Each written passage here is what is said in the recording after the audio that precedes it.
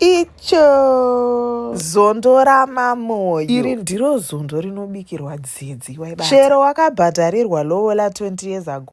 Pakadai mombe dzinowedzerwa. Okokuqala, you are going to chop up your onions and tomatoes. Then faka amanqina akho into a cast iron pot or a baking dish. Apa ndopa zvakunakidza manje. We are going to season with some curry powder, garlic powder, toisa salt, and then we are going to faka the tomatoes and the onions. Iziti vine zondo pasina kachiri.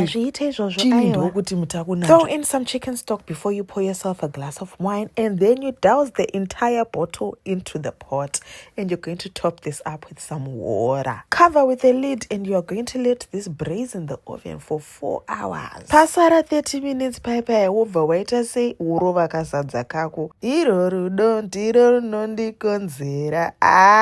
Chiri kuluka wena. Ndo kunonzi kudya kwamambo. Mamoyo special. Nakadela baby. Thank you, Moyo.